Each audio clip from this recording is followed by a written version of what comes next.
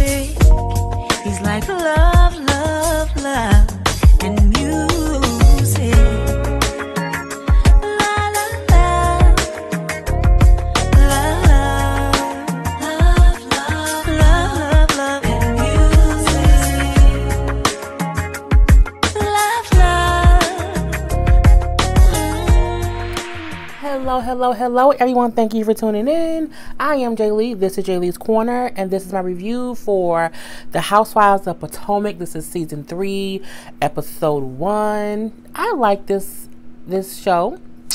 I remember season 1, and I was like, I don't know if I really like it. And then season 2, I really got enjoyable. It really became enjoyable, and I started to watch it. So now we're into season 3.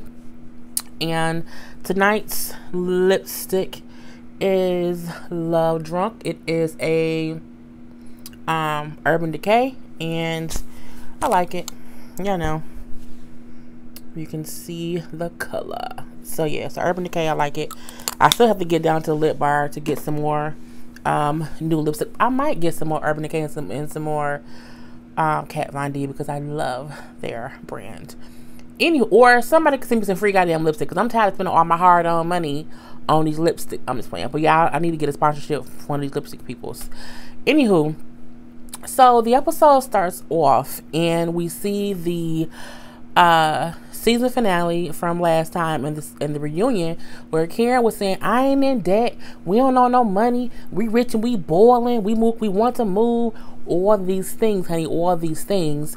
And then come to find out, like a month later, it was all in the news that they owed $1.5 million in back taxes.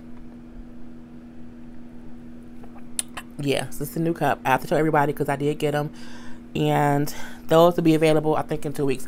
Those are gonna be what I'm gonna have available to commemorate my 1 year on YouTube. So I hope y'all will, support, get a mug and sip some tea with Jay Lee. But yeah, so Karen's husband, $1.5 million. So all that talking Karen kept on saying how, they didn't owe no back tax, they ain't owe no money, they rich. Girl, it's some stuff up in that water, and it ain't all good, because you can't owe $1.5 million if there are no kind of issues. But it just does not happen. And the thing about it is, you do have to make millions in order to owe millions. That is very true. However, it also means, I don't think they owe $1.5 million for like a year. I think over a couple of years, they kept owing money and they were not paying. And because they weren't paying, it accumulated to be the $1.5 million. Because typically, if you file taxes in 1 year, and let's say you owe $1.5 million, it's not going to come out the following year that you owe that money. The announcement doesn't come out that you owe back taxes until you owe back taxes for a few years. So you do have to make money to owe money, but however, y'all made money, owed money, didn't pay the money back. So either way it go, honey, y'all don't have $1.5 million. Okay, so we see Karen in her house, and Karen and Ray got that big ass house, and I really felt like it's for no reason. Even though when you rich, you can do what you want. You can do what you want to do when you rich, because if you want to have a big giant house and it's just you and your husband and it ain't nobody else, y'all got a 100 million square feet house or whatever. Because the house seems too large for people of their age. I know that sounds horrible, but why do you need all that house? And the thing about it is, y'all not even buying out. I think they like renting it. So, or leasing or whatever.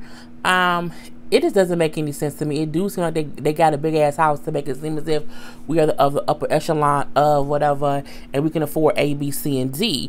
And I'm just like, girl, look, you need to downsize simply because you don't need all the damn house. You can have a smaller house and still have a big house, but I ain't gonna spend a lady money because I want her spending mine.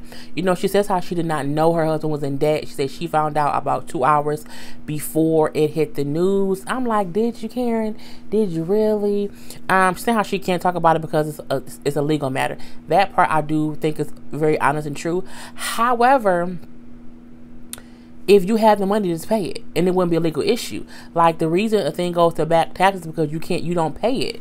No one gets a bill for back taxes if they're able to pay it, because they send you a bill every year. Okay, you owe $100,000. This is your bill. If you don't pay it by the next year, you have penalties and taxes and fees, and it keeps accumulating. So eventually, it can accumulate up to $1.5 million. It becomes a legal issue when you don't pay the shit and you make it a legal issue. So she can't make it seem as if, oh, they're just being silly. We don't really owe that amount of money. We're going to the courts to make sure that, because we don't owe that. No, that's what you owe, boo. You didn't pay it. So just own up to that. Own up and say, it was a couple years, we couldn't pay the amount that we owed, and it kind of got out of hand, and now this is the amount that me or my husband or whoever owe. Either way it goes, somebody up in that house owes some money. So she do go on to say that even though she can't talk about it publicly because it's a legal matter, she says she does not owe anyone any money.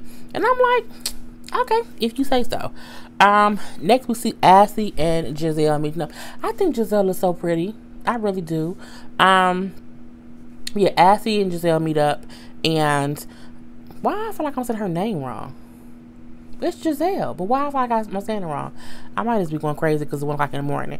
Anywho, we see Giselle is still dating that man Sherman. They showed on the reunion last year. So she said they have been dating now roughly about a year. So if they still together now, it's probably been a year and a half, because y'all know the season come out about 6 months after they're done shooting. So they've probably been together a year and some change now. And we see her Ashley talking about also how she and her husband, like, kind of, they were done with their marriage. Now they announced that at this reunion as well, how they were going to be living separately. And I'm like, well, girl, okay. So technically they're still living separately now. So we see that little part. And they kind of discuss Karen a little bit. And they both feel like she's lying about not knowing about her husband raised debt. And, you know, Ashley said something which was kind of smart. She said Karen ain't dumb. Karen had to have been signing off on something. So, you know, how could she not have known anything? That's true. That's yes and no. And I'll talk about it a little later when we get back to Karen, because she explains some stuff, and I'm talking about that later. But, you know, I do get how they don't understand how she's acting as if she had no idea. That is kind of strange, because when you and your husband been married for so many years, and you just sometimes is aware of things. But sometimes, hell, they say Bernie Madoff's wife had no idea he was embezzling all them damn millions. You know what I'm saying? So, you know, you never know. We see Monique and Chris. I didn't like Monique all the way last season for some reason. I don't know why. I don't think she's a bad person or whatever. I don't think she's drama or anything like that. But it's something about her kind of like, I don't know. And so we see her and Chris have moved into a new house, because as she said, the old house they had, which was 5 bedrooms, 9,000 square feet, wasn't big enough because they wanted more children, and they have 2 children now. So she was in the house before, it was too small. Girl, was it? Okay. She brings up how, you know, his birthday's coming up in a new neighborhood, and they should throw a party, and he like, who gonna pay for it? And I mean, he asked that question as if she bring home more money than he do. But, you know, I mean, it's gonna come out to our bank account, so you know, it'll be what's gonna be. She then brings up how he has not talked with his mother since the show aired last season, and he saw the things his mother said about his wife, calling her a heifer, you know, different things like that. But I feel like that ain't the first time his mama called her a heifer. I'm pretty sure that ain't the first time he knew about it. It might be the first time she saw it and she was pissed. Because my thing is, you don't just get mad at your mama and stop talking to her for a year because she called your wife a heifer. If everything was good and fine, and if you really a mama's boy, like, that don't happen.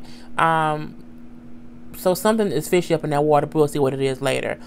But she is saying, like, you know, that's your mama. You just talk to her, because, you know, I'm not gonna call her, so you should call her. Again, I do not get how these people marry people who do not get along with their families. It just causes unnecessary drama. It's not even a thing of saying, you know, don't, you know, if you date someone who don't like your family, don't marry them. It's like, try to fix that shit before y'all get married. You know what I'm saying? Like, it can be weird, you know, when you, like, it can be weird, and I get that.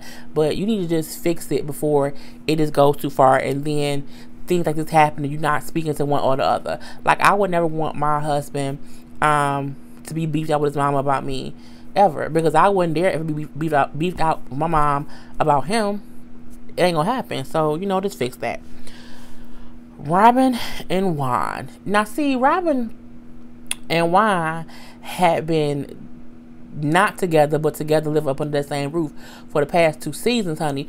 And, you know, this season started, she got the car, and I seen him smack her on the ass. And I said, why did you just smack her on the ass? Like, oh, and she let you? Oh, okay. So, you know, they get into this little sports shop store, so they're shopping for sports things for their sons. Because it's whatever, I think football, whatever sports season is coming up. And, you know, she says how he got a new job coaching, which he really loves. The new job that he got is a lot more money, so they're in a much better financial situation. She also brings up that they sleep in the same bed and they have sex with each other now.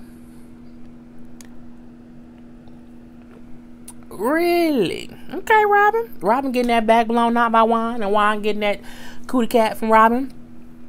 If they like it, I love it. You know, we see that they have actually moved into a bigger house, because they was in like a condo, but it was because that's what they could afford.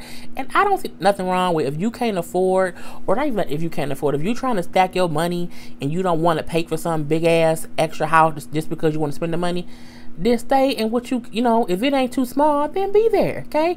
If the rent is affordable, be there. As long as you're living up in, you know, up under somebody where, you know what I'm saying, you gotta like crawl up under a crawl space to get to your place. If you can walk in the front door, all the doors open and close, and it's reasonable, do what you need to do. So, she was talking to him basically about Karen. You know, she says how when the whole situation happened with Karen in the news coming out, she said surprisingly, Karen called her, and she said, I don't know why she called me, because we're not even as close as her and some of the other ladies, but she called me, and we ended up talking on the phone, and we talked for 3 damn hours. 3 hours is a lot of time to talk on the phone with someone who you're not a friend with. I'm not a big phone person at all. I mean, please text me, don't call me if you don't have to. The only people who can call me and I don't care is my mama, my man, and my sister, my nephew, and my brother, and my best friend. And Reba. I think that's it. But you know, it's other people. I'm just saying, like, if you can text me. Like, don't call me. If you don't call me and say shit, you can text me and say. Like, cause sometimes I'm like, I don't feel like being bothered. I don't want to talk. So yeah, you know, like, don't 3 hours and I'll talk to you, girl. Bye. So, you know, she says how she felt like when Karen was talking to her that she couldn't really take her serious because she felt like Karen on one level or the other was lying about something. I can get why she meant that, because Karen do be lying. She do be stretching the truth, just putting the truth and lies all together, and she mix up in a little bow, and you don't know what's the truth and what's a lie. Karen do that a lot. So she was saying how I feel like she wasn't being honest with me, so how can I really be supportive of her if I don't really believe what she's saying? And I get what she meant. What she meant was, how can I be sympathetic when as you talking I'm thinking, is you lying? Like, so if I'm thinking that in my head, I can't even really be truly present in the moment because you're a liar. So I'm like, she could be just playing me. And, you know, Juan just tells her, you know, just listen to what she say, you know, and don't be, she said something like, don't be messy, or something like, don't be, he said something like, don't be like Ashley. And I guess that meant, you know, Ashley talked all that shit about her and Juan relationship, and now her and her husband split the fuck up. Girl, I know that's right. We see a cute little scene. You know, Giselle and her daughter, she has 3 daughters that's like 11 and 12, and they're doing like a little makeup session, fun, let's play in makeup to see what colors y'all are for foundation. I think it was really cute. I know some people might be like, why she got her daughters playing in makeup? You play in makeup as a kid and it's fun. So, you know, I think that was really cool.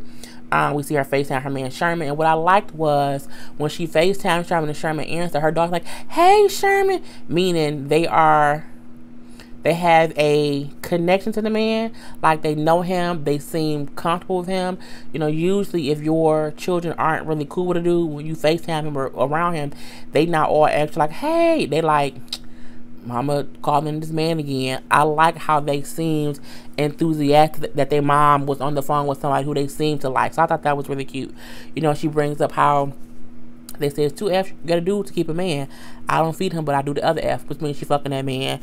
It probably with no condom, but you know, who knows. So next, Ashley, I feel like is a mess for different reasons. We see that she was in like a new place, but it's actually a sublet, meaning somebody else's place who was letting her stay there. And it seems like she's moving out of that place. Now, her and Michael, her husband, were decided to live separately, but for some reason she didn't get her own place, like a real place to be or whatever. Excuse me. She was like, she needed somewhere to live because the last time they got into an argument, he basically told her, let me get your shit. Let me get your shit out of this closet. Took her dress out the closet and then laid him on the couch and told her, get the rest of your shit and get out, because this is my house. I feel like once you put me out of the house we share, I ain't coming back. Okay, I ain't coming back until we are in a much, much, much better place. And even if we are in a much, much better place, I'm going to keep me in the property on the side, because if you ever put me out again, I would not be displaced and would not be out here homeless and destitute in these streets. And I feel like she's too young to know to do that, because she went and got a sublet. Girl, I would have got me a year lease. Okay, a year lease. Because my thing is, any man who you married to who tells you to get out when he know you don't have your own place and he don't care, okay, all right. Well, let me be self-sufficient so that when you do this shit again, I ain't got to worry about falling on my face again. So, but she ain't do that. She got a little sublet or whatever. She says how when they argue, he like reminds her that it's his house. Girl, because you let him.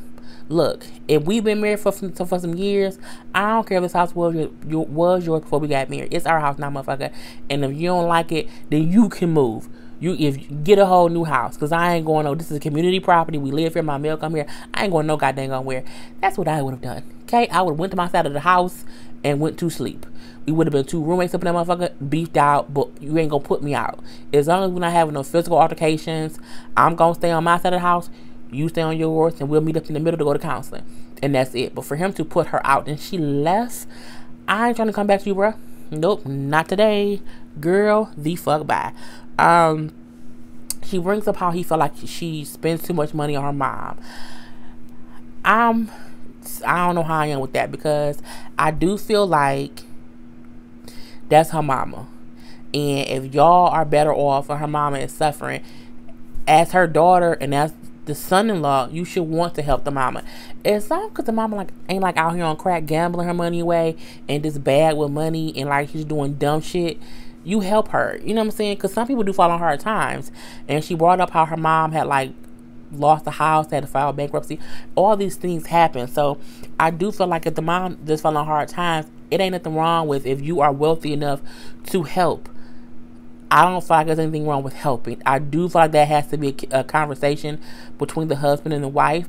But I would feel some kind of way if my husband knew my good ass mama fell on hard times. It can be she could have lost a job or anything that happened, and she needs assistance, and you feel like we shouldn't help her. Fuck you mean we shouldn't help her? Now we have an issue. Because my thing is, my mama should be your mama. So my thing is, we wouldn't leave your monkey ass mama on the streets. So why my mama? No, we gonna leave my mama on the streets. So it do have to be a conversation. And I don't think she should just go spend money when I talk to her husband. But I also feel like once they had that communication and that conversation, I would hope he would be okay with helping his mother-in-law.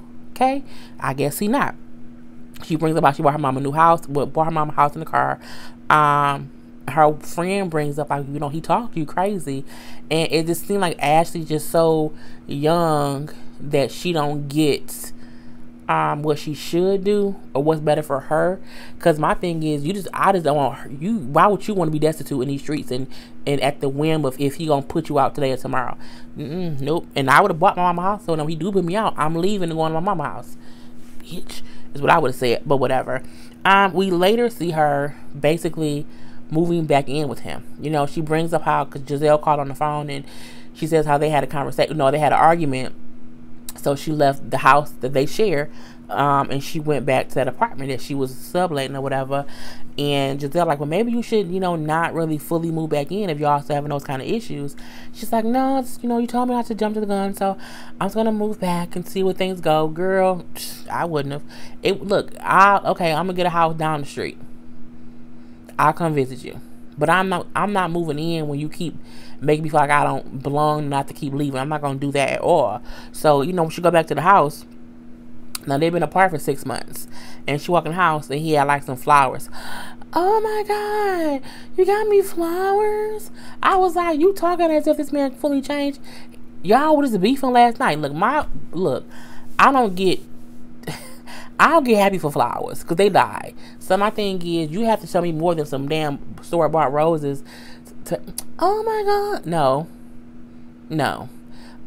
It was just extra. You know, she reads the little card. The little card was nice or whatever, and she brings up how she does not want to have another argument like they did the night before, and you know, she wants to feel like her home is their home. I thought that's a valid point to have. Absolutely. He says he agrees with her. You know, they need to keep out any kind of negativity and anybody from the outside trying to be, you know, come in, and he kind of bring up like your mama. We're gonna no. There's a line that married people and parents have to cross. They can't cross. You can't bring your parent into your marriage. That is absolutely true. However, I also feel like your husband shouldn't have it out for your parent or your mother. Like it's okay. It's a wiggly line. Figure it out. But you know, we're gonna see how that happens. You know, she feel like he wants her to have certain boundaries when it comes to her mother. I can understand that. My question would be, what's the fucking boundaries? Okay. Monique up here acting like she's the queen of Sheba and she ain't got no time to do nothing. She is oh so busy. And I'm gonna say this, and I hope it's not offensive. Monique is basically just a working mother. So my thing is, she talked as if, oh my God, it is so hard. It is. But it's also hard for the millions of other single mom, well, not single moms, but other working moms too. Like, it happens every day. And what I think was kind of crazy when she said, you know, I just so, you know, my nanny who I thought I would have for 2 years, she quit and only gave me a month's notice. You can't find a new nanny within a month, bitch. She gave you a month notice. Some nannies quit and say, I'm going to be not here tomorrow. And I feel like she is making this thing as if, oh my God, it's so hard because I'm a mom and I'm working. But I feel like women do that every day. And they do that without even having the amount of money you have to hire a fucking nanny who you thought was going to be there for 2 years. So my thing is, you have to realize when you are fortunate enough to be able to afford help and not make it seem as if it's such a burden that the woman you paid to watch your kids quit. And I'll move on from that. We see Karen talking to Ray in that big ass house. Ray remind me, you know, like my grandfather, he passed away when he was 94 in 2014, and I remember my grandfather when he was like in his 60s. And he was, you know, had some pep in his step. And, you know, he was different once he got in his 90s. He moved a little bit slower. You know what I'm saying? Ray remind me of my grandfather when he was like in his 70s. Like, he had some pep in his step. But sometimes talking to him, you would have to like slowly talk so that he can like really understand what you were saying. Because, you know, he just got older or whatever. Maybe my granddad, maybe he was in his 80s. Well, late 70s, you know what I'm saying? My granddaddy, you know, he was great even up until his 90s. He was great all the way up and through. So Karen talking to Ray with me was funny because I'm like, it was like she talking to this old man who kind of was coherent, but then again, he was looking like he was. It was just different, and I was just giggling in my head about it. But you know, she asked him, you know, why didn't you tell me about this debt? Like, I should not have been the last to know. I'm your wife and you should have let me know about that. He then looked at her and he said, excuse me, well, I did mention to you a few years ago. And she looked like, he said, yeah, I mentioned to you a few years ago, you know, I acquired a business and, you know, but I didn't know the tax situation wasn't being handled properly. Now, that's something else you have to think about. You know, he says that because of the tax issues with the business, they put the taxes on him personally. So I get that. If you own a business and you owe taxes for that business, eventually, if you don't pay stuff, they can't go after you personally. So I completely get that. Now, him and Karen, when he said, you know, oh, it can be on me, you know, now it's on us personally. She said, but I don't know anything. He said, no, you don't owe anything. You know, it's just on me. You don't owe anything. He like, you know, because we still file, you know, separately. So Karen and Ray filed married filing separately, meaning they did that so that whatever debt one of them has doesn't go on the other.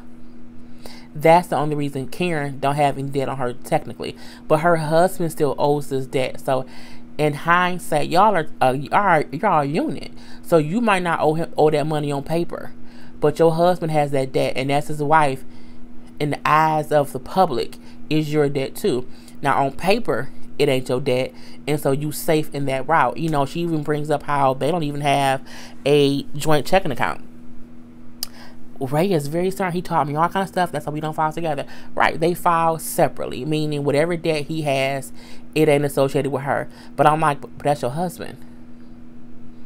You know, y'all not filing separately because y'all ain't together. Y'all filing separately because business-wise, if something goes right or wrong, only one person is held accountable. But, you know, girl, bye. As he said, he told you about that dang on debt and your ass is didn't pay any attention to it or didn't care because, as he said, it was a couple years ago, and then he said, we filed separately and all you care about is that it ain't on you. My thing is, not one time that I hear it say, well, I know it's on you, but it's still our debt. You know what I'm saying? Because we're a unit. And I feel like if you got millions and you rich and you balling out of control, then why can't either one of y'all pay the debt? We're going to leave it at that.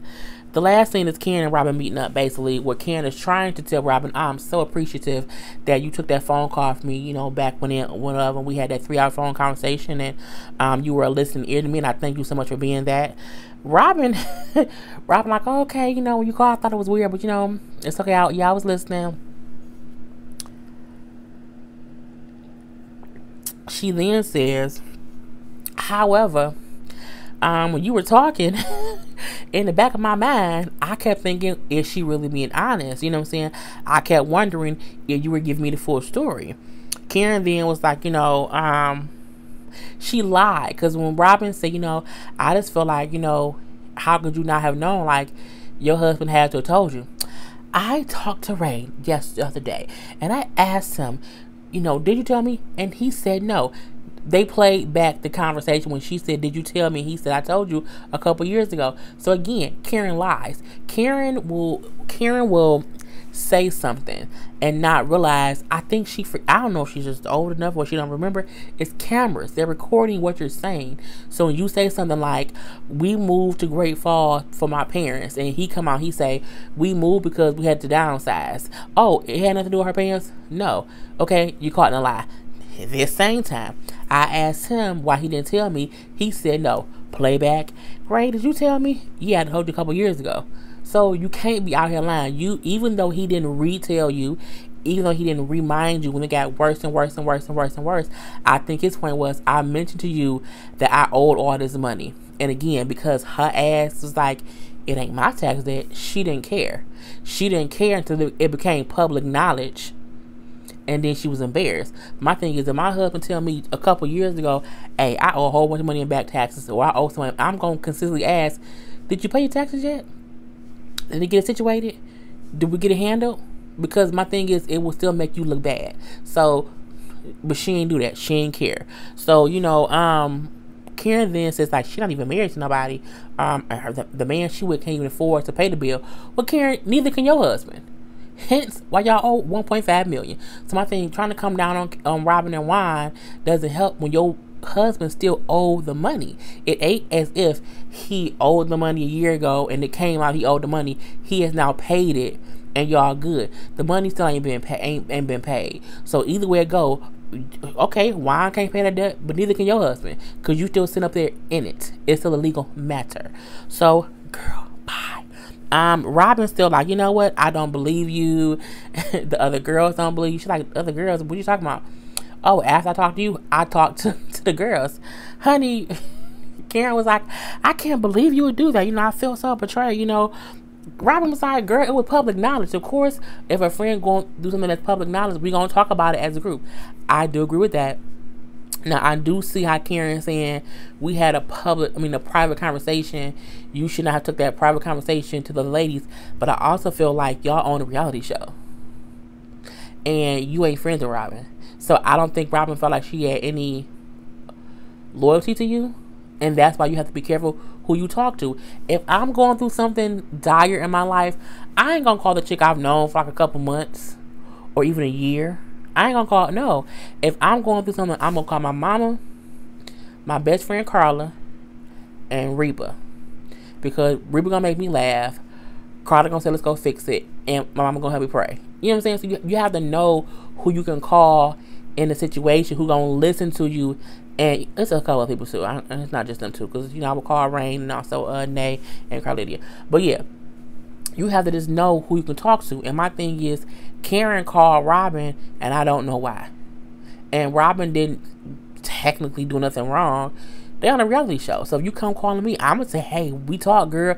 It's a storyline. So I don't know why Karen thought anything different. Karen didn't go into, I'm debt free and loaded. You know what I'm saying? Fuck that. I'm looking like, but you not. Your husband ain't, girl. And my thing is, I don't want to be a person where I'm debt free, my husband bankrupt. For what? It's going to look bad on me regardless, because my husband is getting fucked up. So if you debt free and you balling, let him borrow it. Give him that 1.5 million. Give him 1 million. He should have the other 100,000. Well, no, 500,000. But she can't do it because she ain't got it. She makes the whole thing of, you have to make millions to owe millions, but you ain't paid the millions, girl. You made it, but you ain't paid nothing back. So bye. And it just ends with, Karen telling her, Robin told her to go back to Great Falls, and Karen tells her to go back to Handover. Either way, neither one of y'all in Potomac, so who cares? Anyway, that's how the episode went off. It was very, very entertaining. I am very enthralled, Lord Jesus. I'm very enthusiastic about the season. I will be reviewing the whole season, so I hope you guys liked it. Put your comments below, and I'll be next. Lord Jesus, I'll be back with my next review. I have to do Housewives of Atlanta and The Walking Dead. So, peace.